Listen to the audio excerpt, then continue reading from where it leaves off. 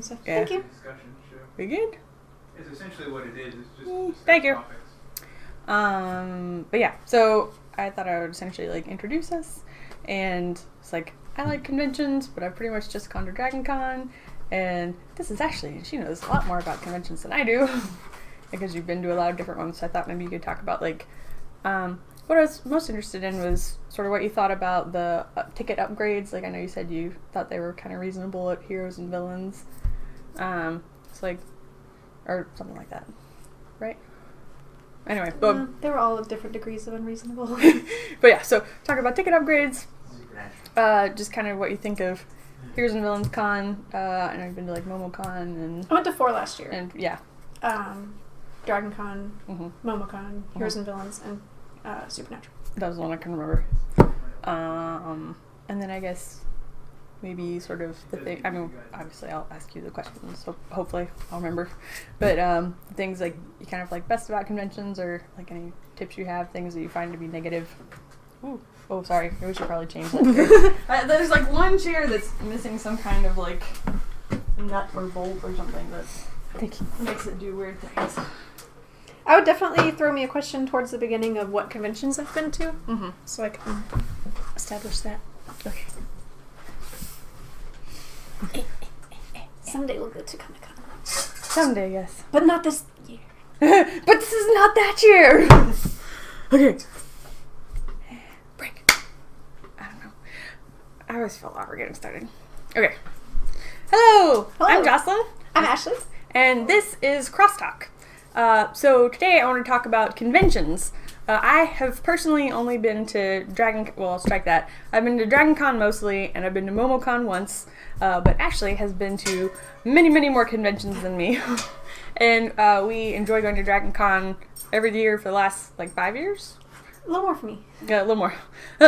Together for the last 5-ish years. But yeah, so I wanted to ask you what conventions have you been to? Kind of what did you like best and least about them? Okay, so I've been going to Dragon Con since 2007. Missed a couple years here and there, but for the most part, been to most of those. Mm-hmm. Last year I kind of had as my convention year. Atlanta got a lot of new stuff last year. Sweet. We've always, or at least for a while, I've had MomoCon. I did go to at least a day of MomoCon. Didn't get to spend very long there, but they had the Disney princesses that I wanted to meet, so Yes. that was definitely something I wanted to go to. I got to go on that trip. Yeah. And then I started getting Facebook ads for other cons and that I'd never heard of, and I was The cons are stalking you. that sounds fun. I'm okay with advertising if it's stuff that I want. Nice. So I went to, in October last year, I went to Supernatural Convention. That's run by Creation Entertainment. They also do things like Star Trek conventions. They do the Walker Stalker Con for The Walking Dead. And I think there's some others, like maybe Buffy or something like that. But they've got a few under their umbrella. And then I went to Heroes and Villains convention. Yeah, I remember you're really excited about that one. Yeah. That one is, I think it was more or less Stephen Amell's brainchild. I'm not 100% positive on that. But I think I remember reading about, he's an actor, and then he started his own convention, company, and that's the only one I know of that he runs, but yeah, I there's think probably others. that's about the extent of my knowledge on that. So definitely, they're all really different experiences, and I'm sure it's going to continue to evolve as MomoCon and Dragon Con have now partnered. So they're going to become. I don't think I realized that. Yeah, they're officially partners now. Sweet. Hopefully they'll get the best of each other and become not exactly the same convention. They'll have their own specialties, but have the best of both worlds both times. Right. And then, so Dragon Con, obviously, the big one in the game, and I'd say my favorite experience, I haven't been to any conventions outside of Georgia. San Diego Comic-Con is definitely on the list. Want to go to it someday, but bucket list item. But it's gonna be a little hard to get there. And then I just haven't been as willing to travel outside for any smaller conventions. Although I've thought about it for a couple ones that got some of the big Doctor Who actors, but they charged an outrageous arm and a leg. Oof. And that's one of the nice things about Dragon Con is that you get an early bird ticket. It's like $60 for 4 days worth of experience. They have by far the best percentage of people cosplaying. just some pretty cool stuff. Yeah, getting to go see. That's one of the favorite things at Dragon Con is people watching. That's like the nightlife for me. Like, after you're done doing whatever you're doing, then you just go watch people walk through the hotel. And the nightlife doesn't start until like 8 in the morning. Yeah, that too. The morning show so early it's late. I know, it's hilarious. It's like 9 a.m. and it's the late show. Oh, the late show. It's the late show. So essentially, it's so early it's late because people have just been up the entire night. Yeah. Did I say that right? So early it's late. I think that's something like that. So definitely a bigger crowds there, more interesting experiences that you'll have. Kind of broader. But a lot worse than the other ones that I went to as far as, well, obviously crowd control. Crowd control is becoming pretty painful. And then lines that I think they still have a lot to go as far as getting all the people who want to go to these major panels when there's like getting them in. 15,000 people there on a single given day, and how many of those want to go see Karen Gillan. They want to make sure they get in there, so they want to line up hours in advance, but there's nowhere to do that. Yeah, and it's apparently like a fire safety thing. Right. And I felt kind of heartbroken, but not exactly, for the Karen Gillan panel. So we lined up, and I don't really remember how we ended up in the correct line, but there were people who they were in a line that had formed the way that line normally forms. That was apparently completely wrong. And so I don't know how many of them actually, like, they'd literally been waiting in this line only to be told, this is not a real line, you gotta go to the back. Yeah. So I think that experience is a little worse at Dragon Con as far as how they handle getting to see panels, getting to see celebrities. They're all, just the lines are awful. But, and you pretty much plan your day at Dragon Con with, this is the one thing I want to do today, and maybe here's one other thing that would be interesting, and that's my day. Yeah. And then if there's other things that you could fit in, which generally there aren't, well, but then you rejoice. You rejoice and are happy. Yeah. Which, Dragon Con, absolutely, another great thing about Dragon Con is the variety. That it always became paralysis of choice, that when I'm looking at their little schedule, there's like 18 things I want to do right now. There's so many cool things to choose from. It's funny, like, because I like their app. And I think they finally constructed the app that they're going to use forever. And they just kind of update it with the schedule. But so you go through the schedule and you're like, I want to do this and this and this. And then you realize that like 10 of those things are all at the same time. Conflicts. And you're like, oh, crumbs. Yeah. The app is really cool. I like that they are now integrating better like what your friends are doing, so you can kind of coordinate your schedules a little bit. I think that they're definitely making really big strides there. So excited to see what Dragon Con holds in the future. Dragon Con is also the only one of the conventions that I have been to that is spread out and not in a central location. Okay. Which I think a lot of people like that because I don't know if it's a nostalgia thing or just a sheer space thing. Yeah. They did it staying in the original 3 to 4 to now 5 hotels plus America's Mart and all that. Excuse me. I don't know whether that makes it a good thing or a bad thing. Because I don't know if it's practical to take the volume of people that Dragon Con attracts and fit that in the convention center. I don't know if they'll physically fit. If they did, I'd much rather see us in the convention center, but I don't know what kind of capacity issues you'd be dealing with. Right. And so something else that interests me that I haven't had personal experience with is like ticket upgrades. So I know at some conventions you can go and they're like, you can buy a general admission ticket or like a gold ticket or a silver or platinum or whatever. And the different ranks, obviously you'll pay more for it and then you're supposed to get more like VIP access or whatever, and you've had some more experience with that? Yeah, I haven't bought any of the ticket upgrades, but I've definitely seen them available. And that, I like that Dragon Con doesn't do that. Yeah, me too. That you have just the same shot as everyone else has. You may be in the wrong line, but you are fairly in that wrong line. You have just the same amount of chance of getting in the front of that panel, of meeting the celebrities, of getting those photo ops, without paying more than your base ticket price. You have to pay for the photo op, you have to pay for the autographs, but you don't have to pay for the privilege of having those things. Right. So I guess you still have to, like, you pay for the privilege, then you still have to pay for the autograph?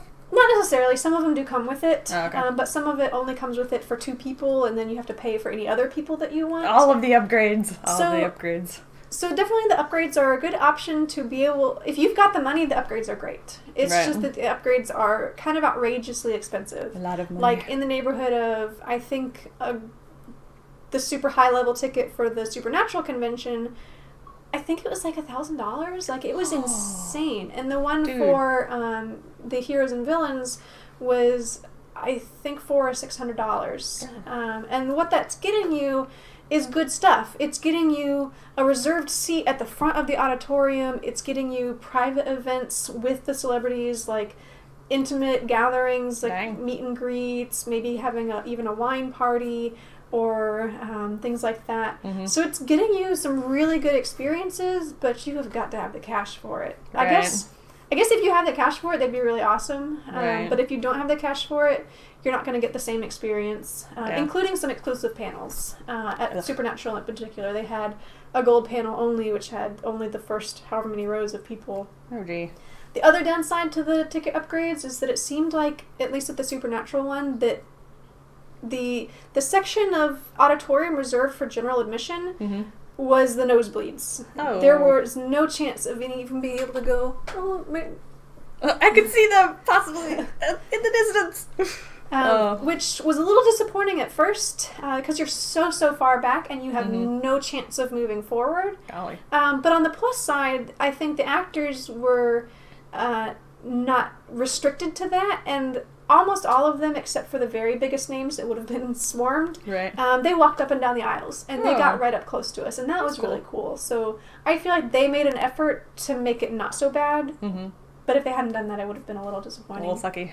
The Heroes and Villains Con, their upgrade section was more like half instead of 90%. Oh, well. So half is better. half is not unreasonable. If you're halfway back, you're still at a pretty good seat. Yeah. We've had some pretty good seats at Dragon Con from halfway back. And Yeah. like that, whatever that huge, ginormous long one is, that it's really like 5 or 6 conference rooms together, and they just like fold all the walls. Yeah. But they also have those screens up. Yeah. Do they do that at the...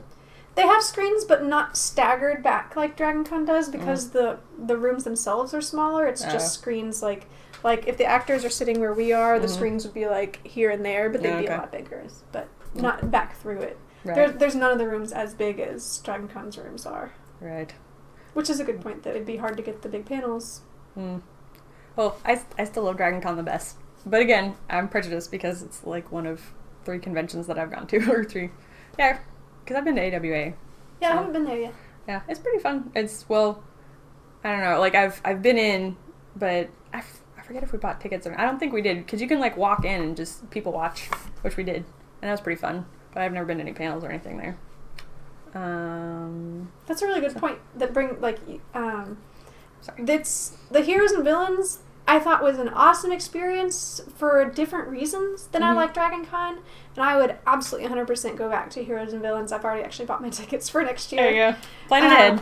That what I loved about Heroes and Villains was how many panels I got to go to. Yeah. They don't sell more tickets than there are chairs. Oh, well. So you get to go to every nice. single panel.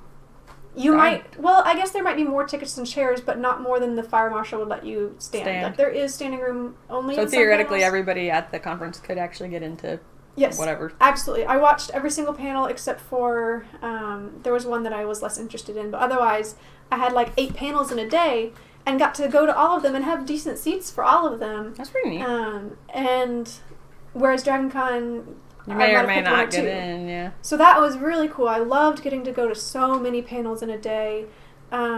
They had a lot more... I felt like they had more celebrities there. At least more of the celebrities that I was familiar with at Heroes and Villains. Okay. They had more of the current celebrities as compared to past celebrities. Right. Thing like the whole most of the cast of Gotham, most of the cast of Arrow, a good chunk of the cast of Once Upon a Time. Cool. They had. I didn't realize Once Upon a Time was there. Yeah, that's pretty neat. Yeah, a good chunk of them. So I felt like they had more people that I got to meet, better panels as far as I actually got to go to the panels. Ta-da. So definitely pluses and minuses. It's like a Wizard of Oz moment there. Yes, come on in. Yeah. Nice. Cool. I don't know, do you have any like horror or awesome stories that you want to share about conventions? I kind of stuck her on the spot there. She didn't know about that one. One thing that I don't think this is going to change, but I wish it would change, is that to meet a celebrity, you have to buy their autograph. And maybe it was just not so policed at Dragon Con, but if I wanted to wait in a 3-hour line and meet Arthur DeVille, I could wait in a 3-hour line and meet Arthur DeVille and pay nothing. My husband actually did that. I did too. I waited through the line, got my autograph, and then he was with me and just was like, I'd like to shake your hand. And he was like, okay.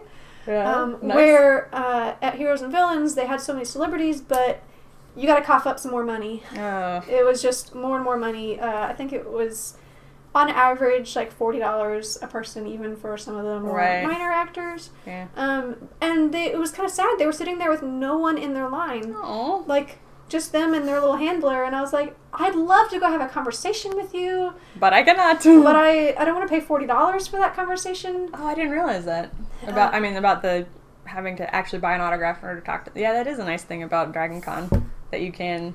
And sometimes there are people who are like, they're maybe less known or whatever, or maybe you just know about them, but for some reason they have no lines, so you can just walk up and talk to them for a while. Yeah. Which is very cool. And I thought line management was handled a lot better for all the other conventions that I went to, but not, that might just be because the crowds were by an order of magnitude smaller. Right. That there are much, much smaller conventions than Dragon Con, but just as good of an experience, I think. Cool. I do want to mention that MomoCon, I feel like I didn't give it a fair shot, that I am kind of prejudiced against fan panels, that I care more about the celebrity-led panels, and I don't think that is MomoCon's strength.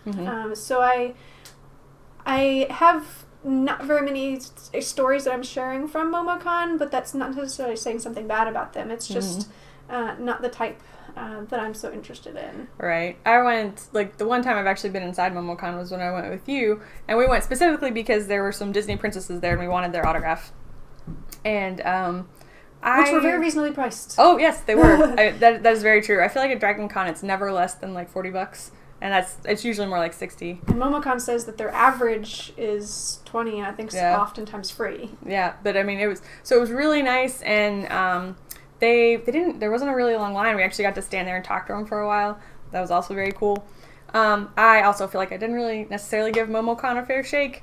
It was partially because, like, you know, I wanted to be there and I wanted to meet the princesses and get their autograph, and that was the thing I was interested in. And maybe if there were some other things that I knew about, maybe I would have kind of looked around the convention more, but it also struck me just kind of unfavorably. Like, I like at Dragon Con that a lot of the panels are in like a room, like a separate room, whereas MomoCon was just kind of divided off by a bunch of drapes and stuff. And while that was nice because that meant you could like just walk in there if you wanted and see the panel, it also like it was really echoey, and I felt like I couldn't ever really just sort of enjoy the one thing. Yeah. But I mean, I should probably give MomoCon another chance. Yeah. That was the interesting thing about Heroes, is that it was in the same space as MomoCon, and all of it was within one floor. There was... Oh, wow. It was, this section is your photos, this section is your autographs, here's your panel, here's your vendors, and it's just the one floor. There's no up and down or around. That's how small it was, kind of, but still good. I was going to say, that does make it a lot smaller. The thing, I'm backtracking a little bit. The thing that irritates me about the, like you said, the ranked tickets, like, you know, the gold, platinum, whatever, is the fact that it does kind of, like, it does provide an opportunity for people to be sort of cut off. Like, you know, you only get the last 10% if you're a general admission. Yeah. And it's like, why would I want to go to a convention if I'm always going to be, like, shoved at the back because I don't have the extra $1,000 to purchase the gold panel or whatever. And that's part of why I haven't gone to conventions outside of Georgia, is because it's harder to find the little ones, and the big ones like Wizard World, they get some big names, names that I would love to meet, but the price to meet them, but $5,000 later, so crazy expensive, and there's no guarantee that you'll even get to see them across the room if you don't pay for those major upgrades, and that's just it's not realistic for the average person, I think. Yeah. Nope. No good. So for the moment, Dragon Con is still my favorite. And you're being much more even-handed. Ashley is much more diplomatic and even-handed about these things. Well, I love Dragon Con. I think I'm going to go to that every year that I can. But I'm also, I've ranked Heroes and Villains up there that as long as it stays fresh and they get new faces, I'll keep going to Heroes and Villains. If it's the same set of actors over and over, then no. Kind of no good. They've already got Mulan, so sweet. Going to see Mulan next. She's like, excellent. Any parting words? No. Yeah, cool. Well, thank you so much for coming on, and I really appreciate having Ashley here because she knows the stuff about the conventions. And so this has been Crosstalk, and we enjoyed having you guys. Bye. Bye.